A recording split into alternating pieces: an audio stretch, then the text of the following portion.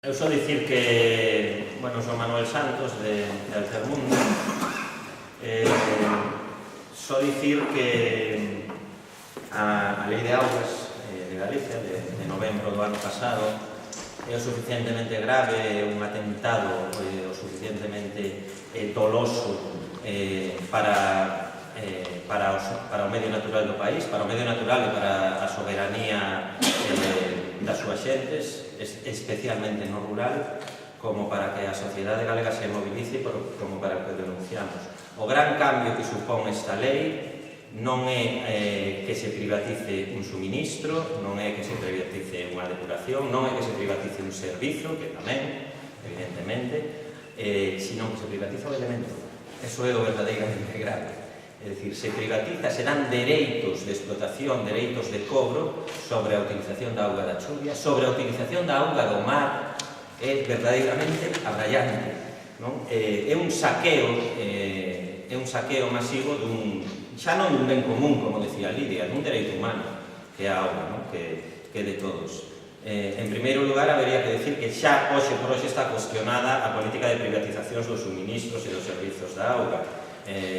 Tan só este ano en Francia se remunicipalizaron as 40 servizos de aguas, incluído París. É dicir, están volvendo a sacar públicas porque a privatización que supoñía que se facía coas excusas estas da eficiencia, de que eran máis eficientes as empresas privadas que as públicas, ou da competitividade, que ao final non resulta en competitividade, senón un monopolio dunha súa empresa para dar os suministros de agua, incluso, e que se facían sobre todo para reducir o déficit, porque vendíase a empresa, digamos, directamente, non? E que no fondo realmente para o que se fan é para que o capital, que xa non ten máis campos de investimento, e estamos proporcionando campos de investimento público ao capital, porque eles non son xa quen de xerar este crecemento económico continuo que temos, non? Decía que non só se trata de que esas privatizacións xa estén en cuestión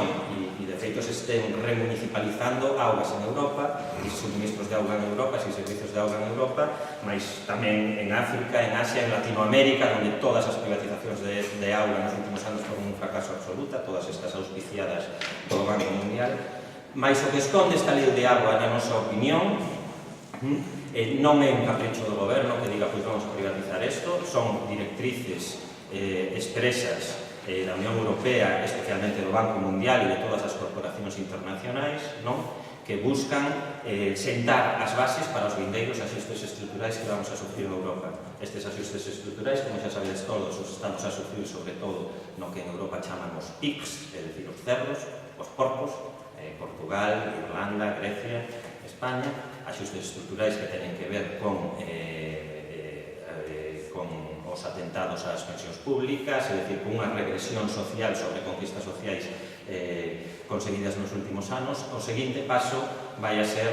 este tipo de medidas. Esta lei o que provoca é que deixas toda a xestión de augas a unha empresa que se chama Augas de Galicia, que é pública, fantástico, pero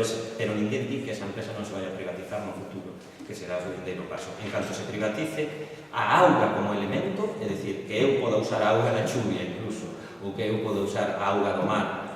para calquera operación, que eu teña un pozo na casa que construín hai 30 anos e que estou utilizando a auga do subsolo, que unha empresa privada me vai a poder cobrar por iso. Eso é unha aberración absoluta. E entón, si poderíamos falar do tópico este que decimos, acabarán de cobrarnos hasta por respirar. Bueno, pues será o seguinte paso, porque despois de auga só nos queda o oxígeno. Por lo tanto, sí pensamos que compre mobilizarse directamente por unha privatización da auga, non do suministro nin do servicio, que ainda eso é discutible,